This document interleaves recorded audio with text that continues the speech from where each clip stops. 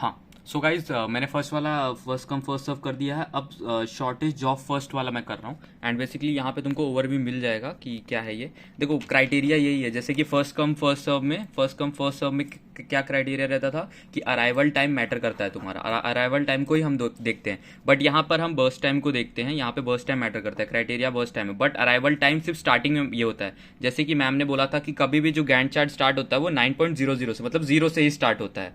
सो पहले हम जीरो के प्रोसेस को यहाँ पर लाएंगे। ये शॉर्टेज जॉब फर्स्ट मतलब नॉन प्रियम्पशन वाला, नॉन प्रियम्पशन मतलब कि तुम उसके अंदर से वो निकाल नहीं सकते, वो एक बार हो गया मतलब हो गया, ठीक है। तो वो मैटर करता है, नॉन प्रियम्पशन है ये, कि मतलब तुमने एक बार प्रोसेस को सीपीयू में डाला मतलब वो पूरा होके ही बाहर निकलेगा, उससे पहले वो निकल नहीं सकता। देन यहाँ पर देखो 7 को मैंने पूरा पुट ऑन किया है, तो 9.00 से स्टार्ट हुआ था हमारा, बर्स्ट टाइम को हमने यहाँ पे ले लिया 9.007। अब तुम यहाँ पे समझ सकते हो कि मैंने 7 को क्यों लिया, क्योंकि यहाँ बर्स्ट टाइम मैटर करता है कि बर्स्ट टाइम जो सबसे कम रहेगा वो पहले आना चाहिए। बट यहाँ पे सीपीयू 0 से ही स्टार्ट होता है और 0 पे बर्स्ट टाइम 7 था, तो मैंने 7 को ले लिया। अब 7 को जब मैंने लिया तो 7 जब मैंने अंदर किया तो 7 पॉइंट मतलब 7 तक पूरे आ गए, मतलब यहाँ तक सारे सीपीयू में ये रेडी क्यू में आ चुके हैं, 6 तक सारे रेडी क्यू में आ चुके हैं।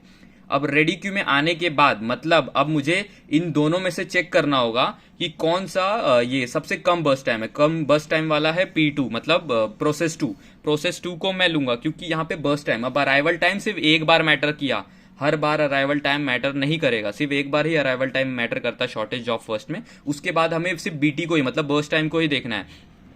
अब यहाँ पे बर्स्ट टाइम को मैंने देखा, यहाँ पर जैसे मैंने P2 को डाला 9.07 था, उसमें मैंने 3 को ऐड किया तो वो 9.10, जैसे ही वो 9.10 हुआ, अब 9.10 करते ही मतलब P4 भी हमारा प्रोसेस में आ चुका है। अब आफ्टर मैं उन दोनों में से देखूंगा कि कौन सबसे शॉर्टेस्ट बर्स्ट टाइम है, एंड शॉर्टेस्ट बर्स्ट टाइम है ये P4 वाला। तो देन आफ्टर मैंने P4 को लिया, मैंने P3 को इग्नोर किया। P3 को इग्नोर करने का रीजन ये था क्योंकि उसका सबसे बर्स्ट टाइम सबसे ज्यादा था, मैंने सबसे बर्स्ट टाइम जिसका ज्यादा रहेगा मतलब वो लास्ट में ही उसको सीपीयू मिलेगा।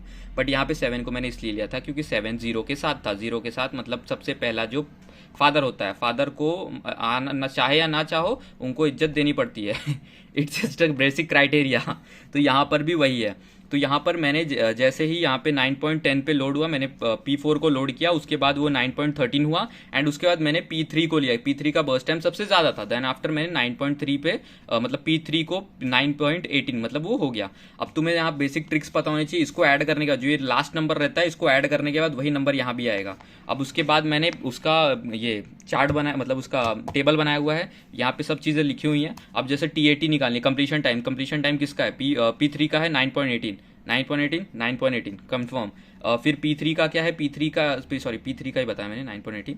फिर मैंने P4 का बताया, P4 का 9.13 है।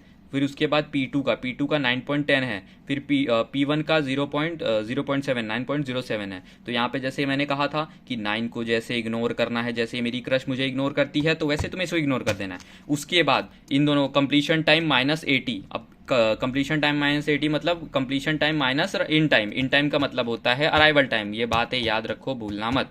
तो ठीक है, फिर यहाँ पे 9 को इग्नोर कर दिया तो फिर ये 0 -07, तो यहाँ पे 7 आ जाएगा। फिर 10 में से 4 गया 6 आ जाएगा, 18 में से 6 गया 12 आ जाएगा, 13 में से 9 को मैंने माइनस किया तो 4 आ जाएगा। अब देख लो यार, मेरा थोड़ा कैलकुलेशन मिस्टेक हो जाएगा, बट करने का तरीका यही है। उसके बाद TAT माइनस, मतलब TAT का जो वैल्यू है उसको बर्स्ट टाइम से माइनस करना है। 7 - 7 0, 6 - 3 3, 12 - 5 7, 4 - 3 1। अब यहाँ पे देख लो, यहाँ पे कोई भी नंबर माइनस में नहीं आता, ये CPU शेड्यूलिंग का ये है, रूल है, यहाँ पे कभी कोई चीज़ माइनस में आ नहीं सकती, वरना वो मतलब बेसिक आइडिया भाई वो। अब उसके बाद टोटल एवरेज टाइम, मैंने इसका टोटल निकाला, total average time of turn around time का, total turn around time upon number of process of P1 P2 P3 P4 and उसके बाद उसको मैंने डिवाइड कर दिया। आप कैलकुलेटर है तो ठीक है, अगर नवी मुंबई के बच्चे हो तुम अमीर ही होगे तो तुम लोग ये यूज़ करके कैलकुलेटर से कर सकते हो। एंड उसके बाद वेटिंग टाइम का टोटल किया, एंड उसको नंबर ऑफ प्रोसेस कितना दिया हुआ है यहाँ पे 4, मतलब P1 P2 वही जो भी है। उसके बाद यहाँ पे कैलकुलेटर यूज़ करो और इसको कर लो। इसका बेसिक क्राइटेरिया यही है, ठीक है। अब बेसिक आइडिया मिल गया होगा। Thank you very much.